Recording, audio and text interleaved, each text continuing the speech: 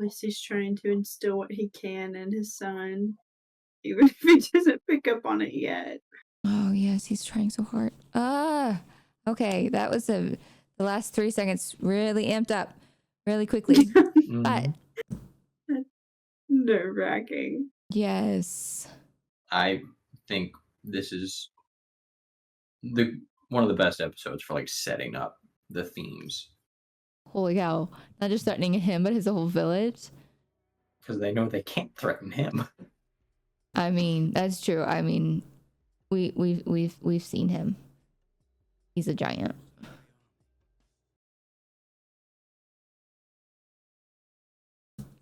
Hi, Pink Ranger Gamer here with special guest stars this episode.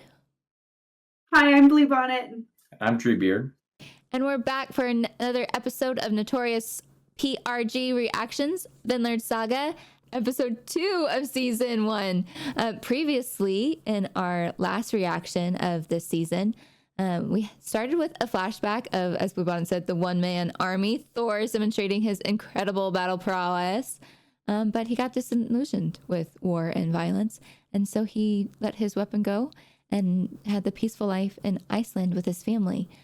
Although his son, Thorsfinn, thanks Treebeard for explaining the difference between the Thors, is starting to get excited about that Viking life. And I think that innocent view of adventure and that idolization of what could be is going to be a contrast and maybe a theme of this show. I don't know. We're going to find out. The clash between the idolization of heroism and the grim reality of war, the horrors. I think we kind of saw that a little bit in the intro. So I can't wait to see what unfolds in this adventures of Vinland Saga. So join us now. Geronimo.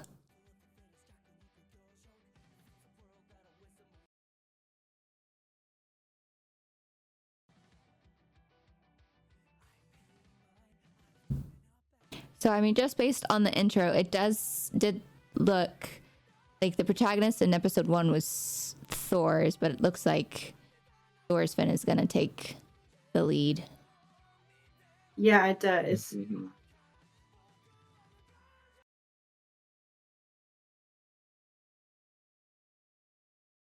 Northumbria, Northern England Viking site. Ooh. Okay, so we're not just going to do Iceland and Finland. We're going to get England in the mix. Oh, yeah. This moves around a lot. Okay. And decided they should exploit it. Oh. That escalated quickly. We're how many minutes in? Didn't even let them put their pants on. So wrong. Oh, it just says how many minutes left. There's Oh boy. less than 3 minutes in, and that escalated so quickly. Eliminate them all! Note to self, don't bathe in rivers in Northumbria. Just hang on! We can turn this around! Why do I get killed so fast every time? Guess you always end up getting killed early too, don't you, Faxi? Yeah. Dead bodies aren't supposed to talk. Come on, Thors. Thorsfinn. You aren't allowed to enter Valhalla unless you're a really brave warrior.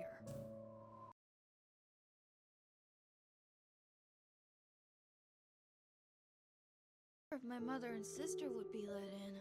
I hope so. Oh, Esophageal. yeah. Yeah, they had a weird view of the afterlife. Mm-hmm. Yeah. Still more of that idolizing the Viking warrior life. Wanting to go to Valhalla. Just like religion to them, I guess. Mm-hmm. Well, but it's also that mental escape of you live on a block of ice. Mm-hmm. They don't have video games. What are they going to do? Yeah, no joke.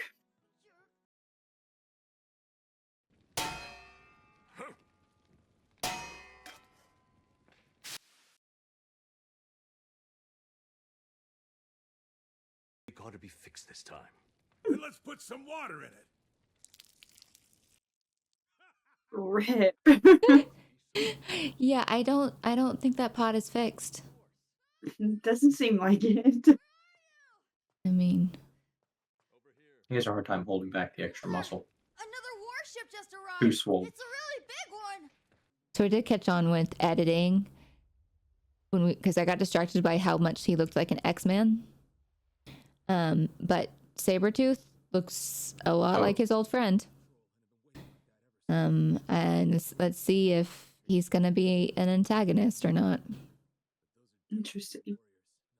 Remember Bluebonnet at the beginning of the last episode? You're like, but what about his blonde friend? Like, Yeah. we're gonna see. Is he gonna be Maybe friend or good. foe? Yeah. Jomsviking warriors, I stand before you. Right, Floki. Surprises me to find you hiding here at the end of the earth. Hiding. English set upon them and slaughtered them all, the men, women, and children of Danelaw. And among those killed, there was a noblewoman named Gunhilda, sister of Sweyn, the king of Denmark. Revenge for his fallen kin.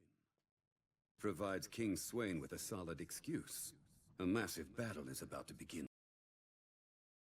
This is a village at the edge of the world. We aren't concerned with any kingdoms that lie beyond. Stay out of it, bro. Sigvaldi gave us a direct order. We're to gather up the entire fleet. Who's Sigvaldi? This is too much name dropping for me. Doesn't even matter if there are those who were deserters. Jomsvikings captain, Thors the troll. This war. I thought Yams Vikings, or whatever they're called, I thought that was a myth. I thought that was more like tall tales. Not here. Oh, that's true. Historical fiction. So is Sigvaldi like the Commander, basically. Oh, he's a commander, so he's not the king. No, Okay. Okay. Swain is the king. So you got Swain, Sigvaldi, and then Floki and the other captains. Swain. Gotcha. Swain.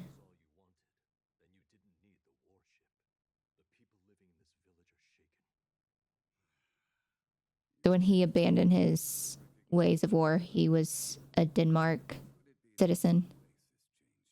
Yeah, he would have been a captain, I believe. Okay. Gotcha. So he had his own ship, his own crew. Nice village. Oh, wow. Children seem happy. Guess they're removed from the suffering of war here at the edge of the world. This guy seems threatening. War! Awesome. This'll be my first time. War. Terrible war. Your old man is really something. He was something before all that. Compassion is powerful. Did you not see episode 1? Yeah. Not to them. You're no use if you're not strong. Man, they really are laying this on thick. Then I can't fulfill my orders, and our leader's reputation will be tarnished. And if that happens, Oh no. Oh, they're surrounding his village now? Holy cow. Not just threatening him, but his whole village. Because they know they can't threaten him. I mean, that's true. I mean, we've seen him. He's a giant. So strong, in fact, that the king of Wendland himself is unable to collect taxes from them. What's Vinland? I am Floki of the Jomsvikings. No, you're At the Sabretooth. orders of my master, I Don't lie. came to this land to ask the Thors Snorrison to join us. Snores. The hero. He has a I mean, I really am digging the animation style. Mm-hmm. farewell, Thors the troll. It's really We'll pretty. soon meet I on mean, the like, battlefield. how they're doing a very good job with, I mean, how they're framing. Like, as a photographer, I'm just saying they're doing a really good job mixing their like they go from like editorial to storyline to like how they're framing their characters. They're just they have an eye for photography. Absolutely. Videography. Just saying. To kill Yeah. or be killed. I ran away from a life of war. Kill or be killed. I thought I'd disguised my death fairly well, but it appears I was wrong. Time has finally come. I must take responsibility for what I've done. Oof. Oof. It's just nauseating how they're doing a really good job doing the contrast of like how excited everyone else is for war and how disturbed he is by it. Yeah, the only one who seems to have really seen it, knowing what it really is instead of glorified. yeah. It's definitely gonna be safer, because if anything happens, you'll have us looking out for it. This kid was offended by attitude a minute ago. He thinks he's about to go handle war. Everyone sure loves a war. Everyone sure there's a war. Ooh. I got him! Oh. Did you see me spear him right in the back? Oof. You should be dead, Thorfinn. You just got killed. You have to follow the rules. Yeah, that's right.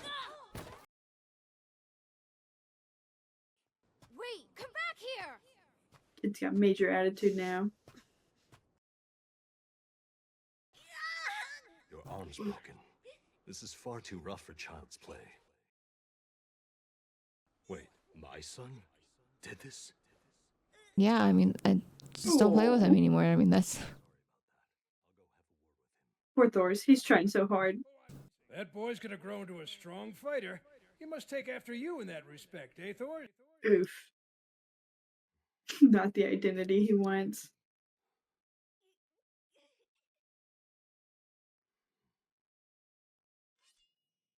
Really?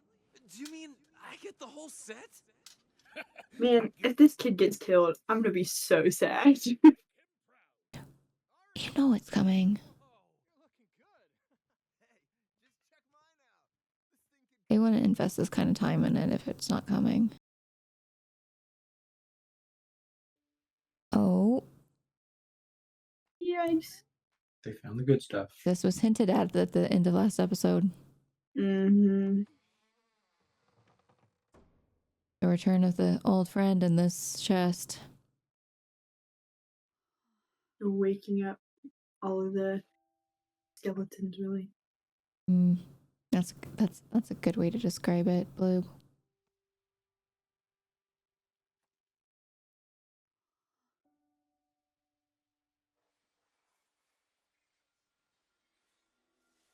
The glow in his eyes. Well done, animators.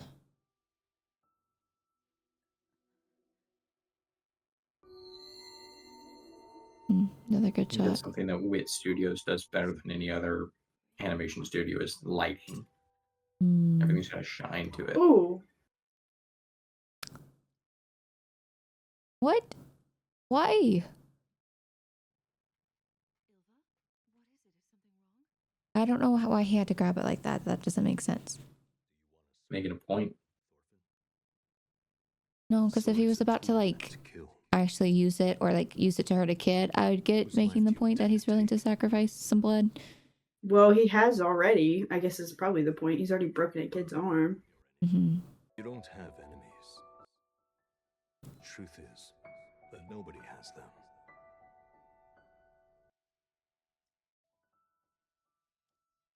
Nobody in this entire world deserves to get hurt.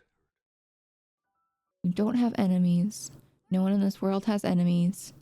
No one in this world has the right to get hurt. I'm not a baby. And you aren't telling me the truth. I know it. Relationships are so hard. But in particular, of all the relationships, father-son relationships are in particularly difficult. Please. From what I've been told. Look after him. And what I see. this all hits differently knowing that we don't see him more, like we don't see the older Thors in the intro. Because they're just making us fall in love with him and love, like, just like how he takes care of his people and his family.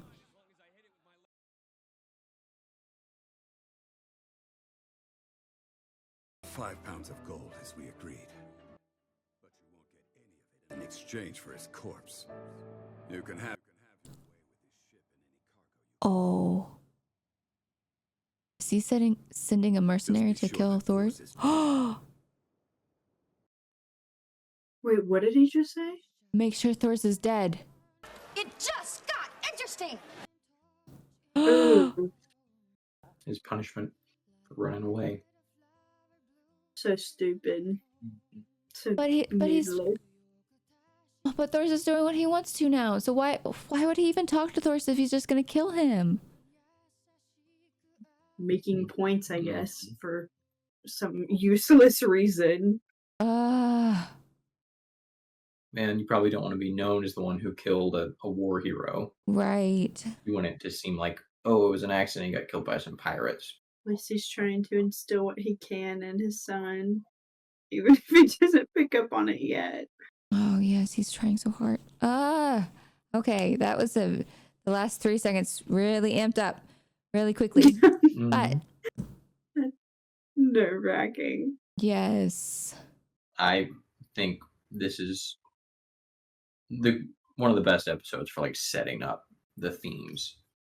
They give you right away the whole idea of like Thor has become a true pacifist and just believes, regardless. I mean, for someone like him who's undoubtedly seen some awful people on both sides, for him to say no one deserves to be hurt, you have no enemies, is a very bold claim. That is.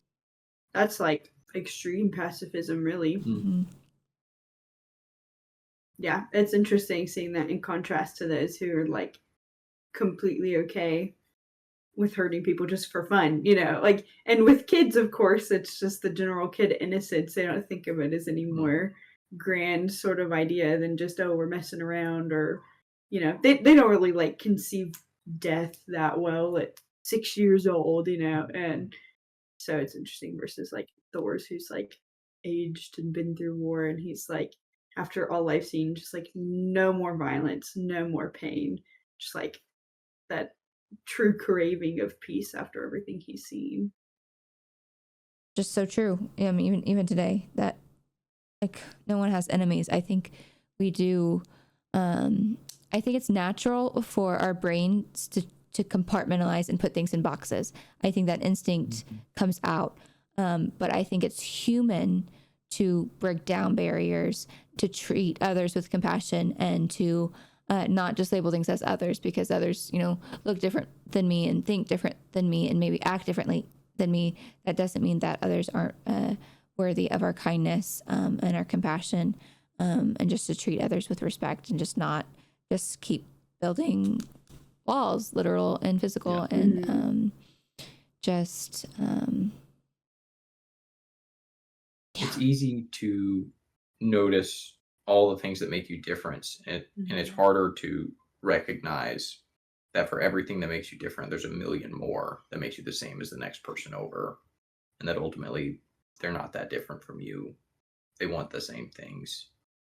Yeah, I really like too how his bold pacifism brings into like question philosophical ideas, since like he's like extreme pacifist at this point. It's interesting of like ideas of like self-defense and things like that can go into that, how he might react for those sort of things, how you kind of define what an enemy is, how you define ideas of like self-defense, believing in it or not. It brings into a lot of question a lot of deep like philosophical ideas of that can be related to pacifism.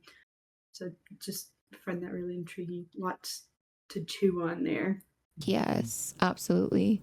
And in contrast, how much Thorfinn was just, I felt nauseated by, and I think that was very much so the intent of the writers and the directors and the animators, how much excitement and the gleam in his eye for the adventure, and specifically the violent part of the warrior side of the Viking nature that was exhibited by his son Thorfinn. So that's definitely, you can feel the build up and the setup, like Treebeard was saying in this episode. So the peace is not officially broken, but it's crumbling. And that's right there at the brink. Exactly. Absolutely. That's coming. The tension is rising.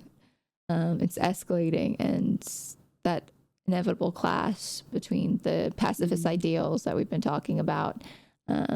They're very masterfully weaving this narrative tale. So yeah, the conflict is looming, and it's pulling us in, and it's gonna be interesting. This time it's called Sword. What do you think that means, this episode? I think in this one, this whole episode is basically them gearing up for war. It's gathering weapons. It's preparing the warship. It's, the announcement of where they're going and what they're fighting for. And so they're gathering their swords. And Thor's agreed to go back to war in order to save the village. We didn't actually see him grab the sword, right? That was more the knife at the end that he dropped. Yeah, he the blood. hasn't picked up all his gear from the chest that they found yet. But he did do the verbal agreement to go back. Yeah.